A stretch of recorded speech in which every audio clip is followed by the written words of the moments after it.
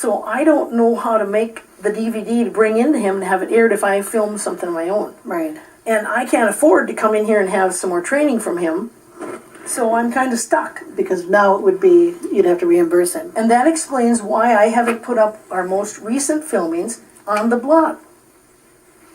Because I can't film with I can't take my camera and put it on my blog easily. I have to take a DVD that he gives me and figure out how to put it on my blog. I did figure out one way, but it wastes a lot of my time, and that is to put the DVD that he gave me that I bought, or that he gives us for free every time we make a show, into my television set, and then I record it off my TV set onto my camera, and then I upload it onto my blog that way. But it's like an extra step that I shouldn't have to do. Well, yeah, and you've got to have, I mean, it takes, what, an hour to just view it and just doing that, it. just re-recording it, that's right. Now, I want to say this little saying because it really applies. Said the robin to the sparrow, I should really like to know why this anxious cable review board rushes about and worries so. Said the sparrow to the robin, friend, that it must be that they honor not the Constitution when it comes to you and me.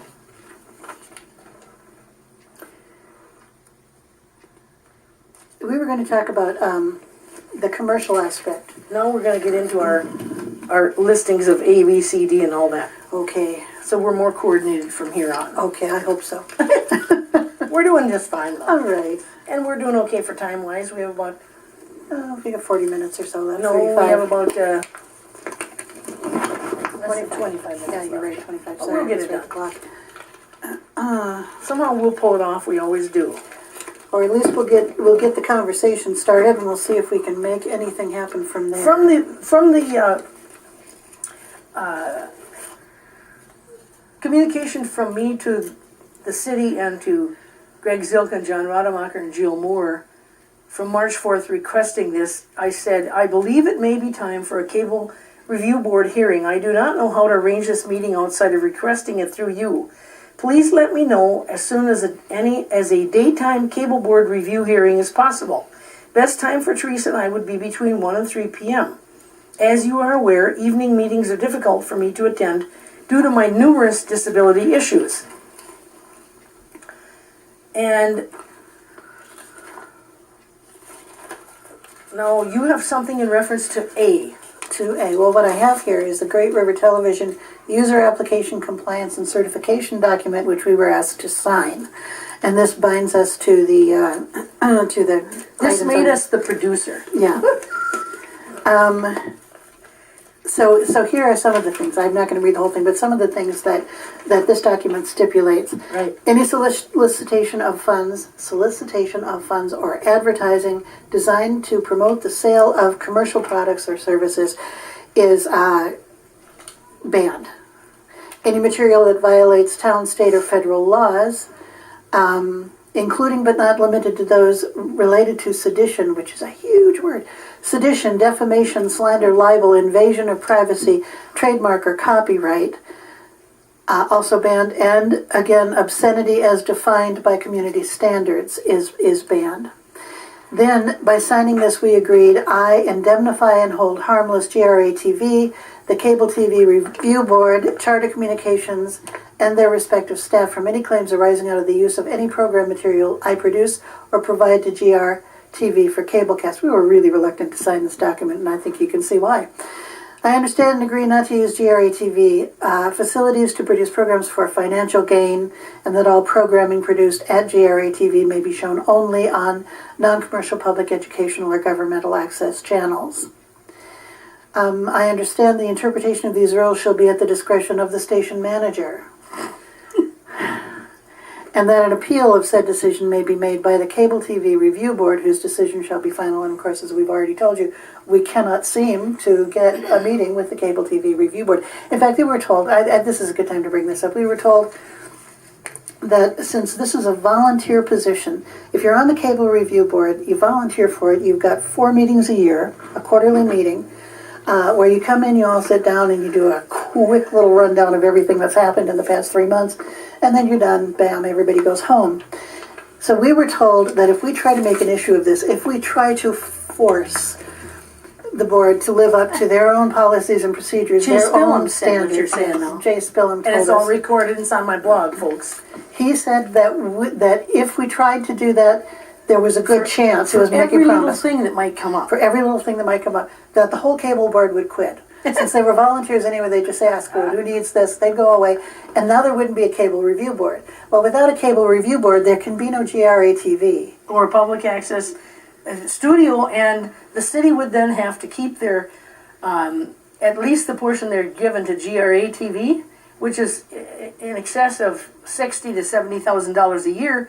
They wouldn't get that anymore to subsidize their arts board, and that would affect the paying of Mark SLUPE's salary and Jill Moore's undoubtedly. So, in other words, we closed down the whole studio.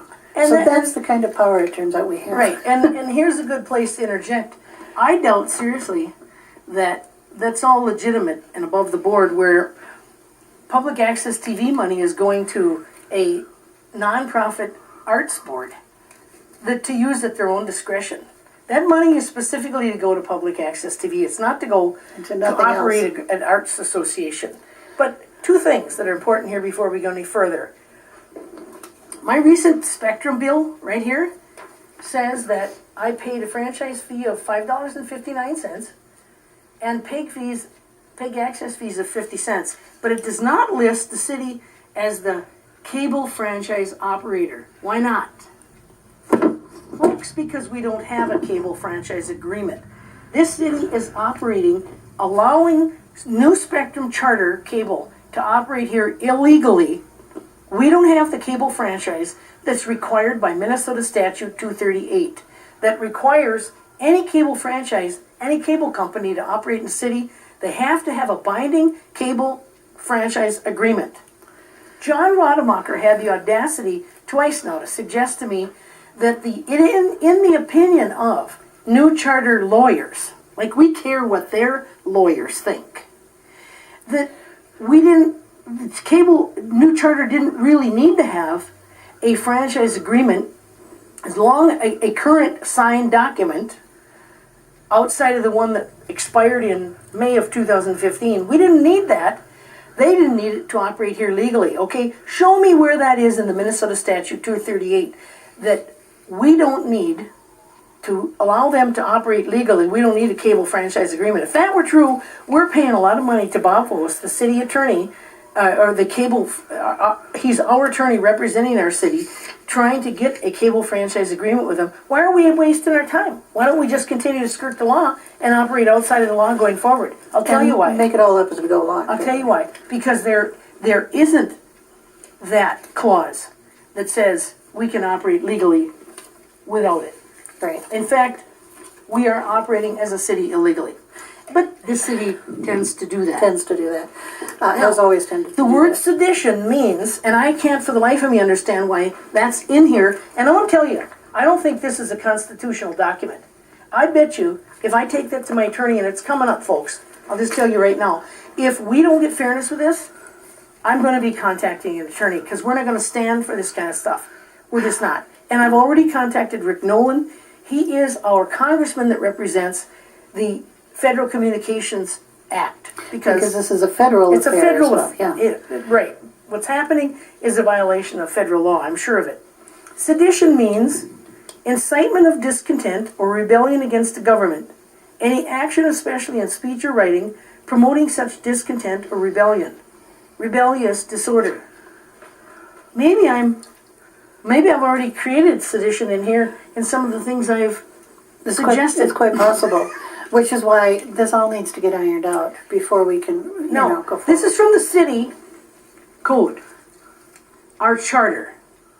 Our city is a home rule city, and this is part of our charter.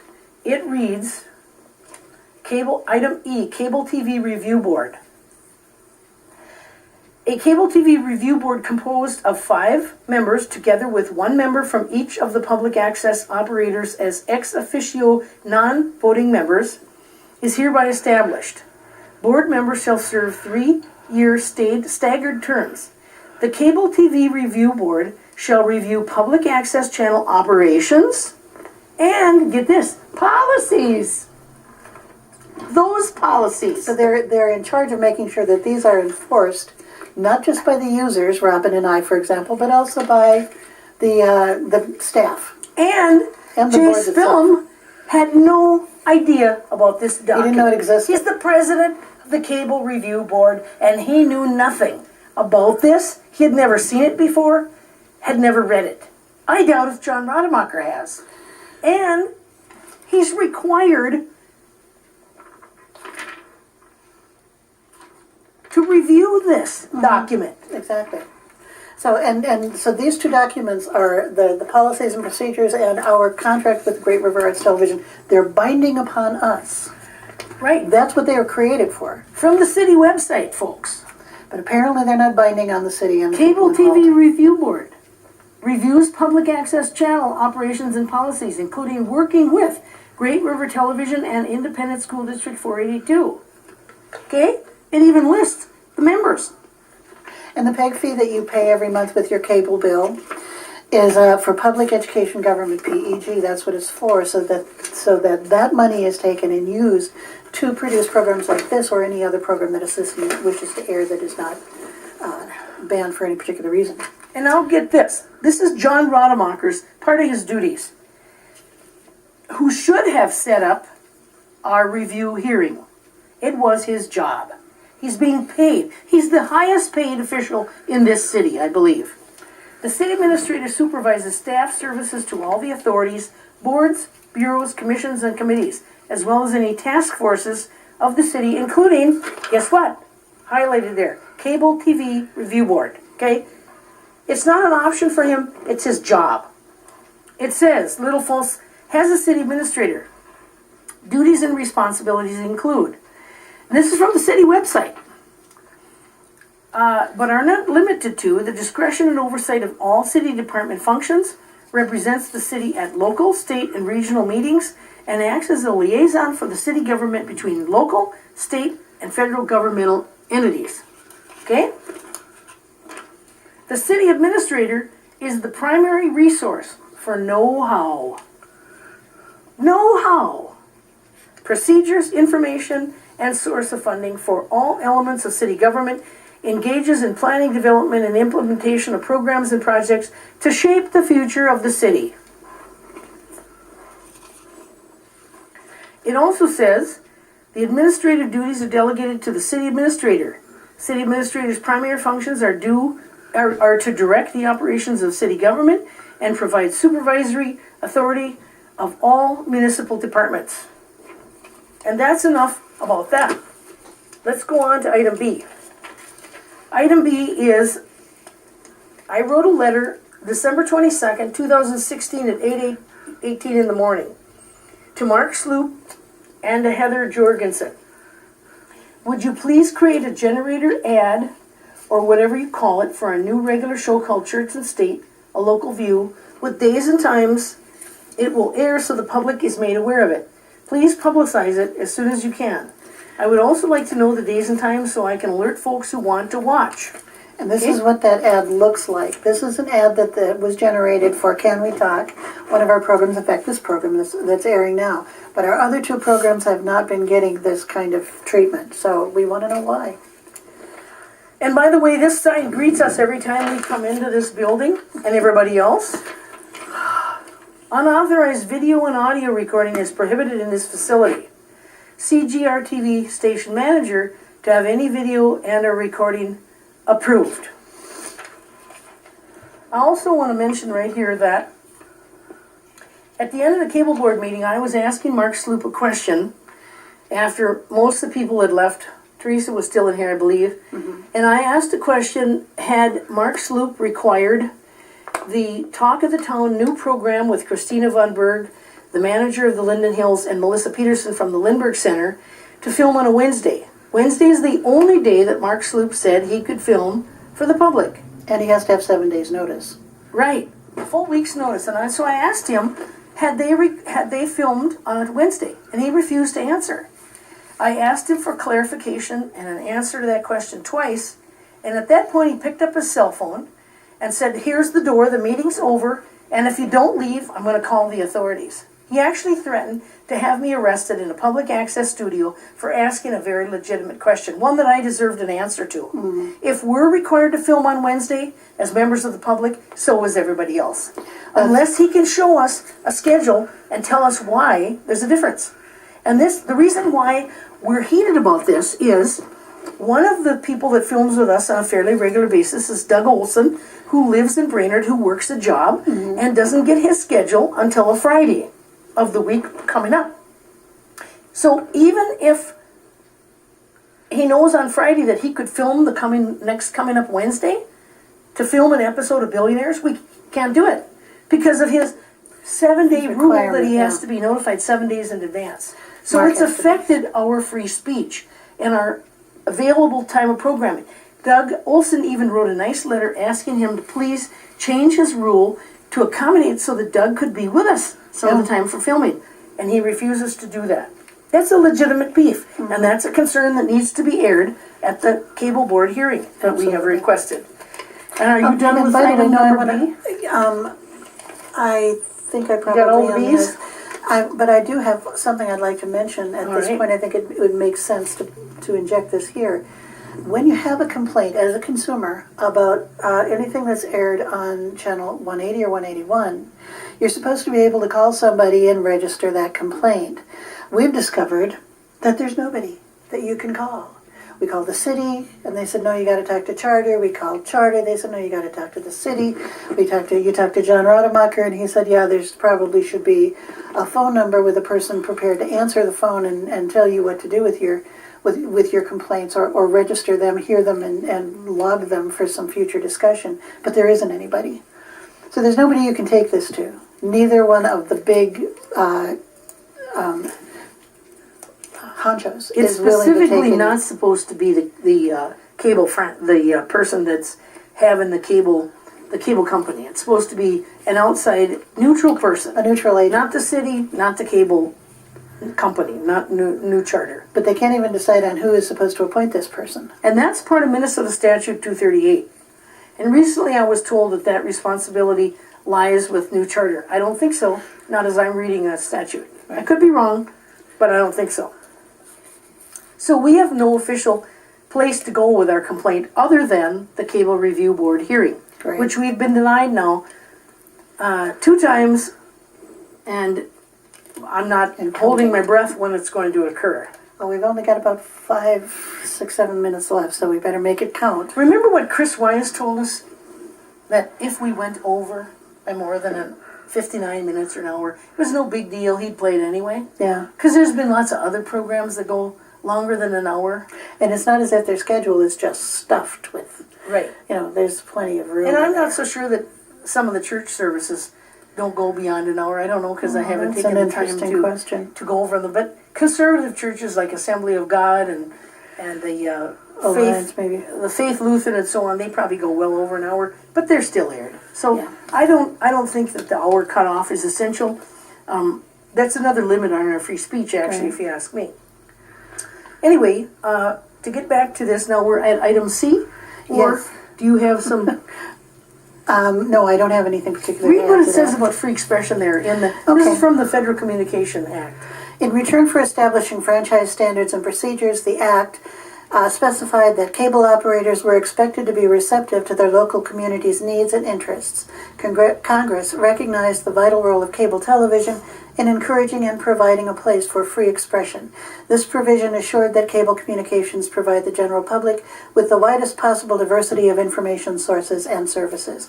Through this statute, Congress attempted to uphold the First Amendment interest of cable audiences to receive diversified information as specified in the Red Lion Broadcasting Company and Federal Communications Commission court case of 1969. And by the way, we have invited people to who don't agree with our points of view to come in and express their feelings about that and their findings and how they see things. Many people we've invited, and most have turned down, but some have come. Yeah. If people want to read all about this, what we're talking about, this issue, I put up a blog post, and it's titled this on my blog: Little Falls Cable Board, No Quorum, 12317, and Great River TV violate their own policies and procedures, allow us advertisements. And we're going to have to summarize now, because we're running out of time. In a nutshell, I want to tell the public that Mark SLUPE illegally aired an advertisement for not one, but two businesses, legitimate businesses that require a Minnesota sales tax ID. It was for profit making, and it was for an advertisement in this studio, a policy that's banned in here for TV users. If we were to do that, this policy says that's a major violation. If we use this studio for profit making or advertisement, we can be banned for 90 days, suspension in here. Right. But this studio is used for profit making on a regular basis by renting out this space, this public access studio, to Atomic Learning that regularly rents, and they take the money for it, and that's used for whatever. That's a legitimate business. And show the slides, the pictures of the advertisements, the most recent one for Mississippi Market, which I called Mark on and said, why are you airing another business advertisement? And he said eventually in an email here, and I'm summarizing now, that after looking at the issue again, he decided to take that down. Right. It never should have gone up. Right. And the films that were filmed, videoed by him as the producer for Shops of Little Falls, and I believe there were 4, 3 that I know of, and I think 4, were aired for over 2 months. They were illegal, they were for profit, they were advertising a valid business in this town, Susie Presapio's Shops of Little Falls, and every single vendor that's in there is a valid business person, an artist that has to have a Minnesota sales tax ID, just like I would or anybody else that's doing business. He aired those, and that's part of our beef here to the Cable Review Board.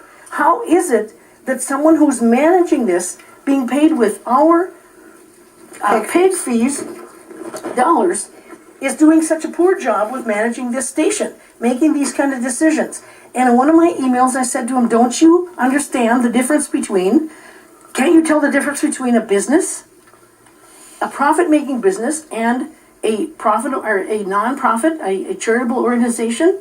I don't think he does. And so, Well, he didn't at the time, as far as we could tell. right. And there's another email.